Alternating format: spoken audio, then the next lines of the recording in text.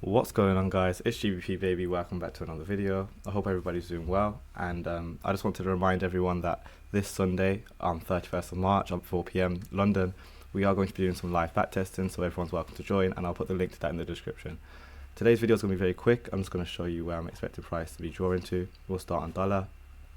You know that I've had my eyes set on some lows for a while now this week, which are these lows, but what you'll find is that this broker TVC isn't actually showing tomorrow's trading day. So just for your knowledge, you might want to go and use capital.com's pricing, and then you'll see that they've marked out tomorrow's price action as normal, because they're not actually showing Friday's trading tomorrow on the other one, and I'm not sure why, other than the fact that there is a bank holiday so in the UK, so I don't know if that's affecting things. Anyway, then we'll just get this sorted for us. So moving into tomorrow, I'm still very set on wanting to see dollar trade lower.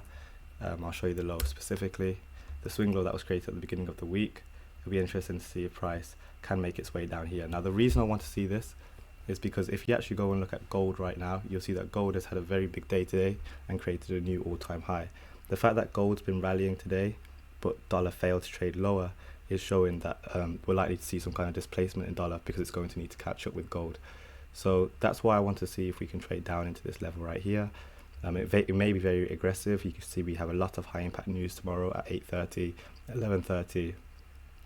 So, you know, around 8:30 New York, we can anticipate expansion. So definitely be wary and careful of that.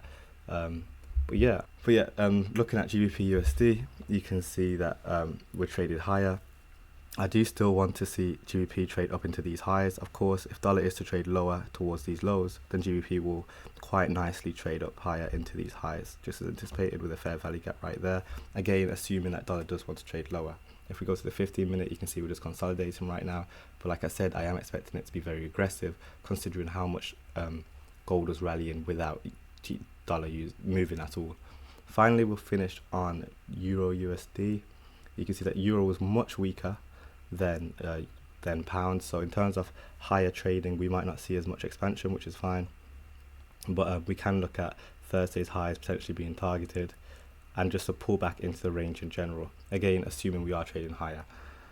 But tomorrow should be interesting, and yeah, that's pretty much everything, and I'll catch you guys on Sunday. I've also got my nephew here again to give you guys a message. Remember to like and subscribe. And yeah, that's everything, guys. Thank you so much for watching. Don't forget to, of course, like and subscribe like you just said, and I'll catch you in the next one. Peace.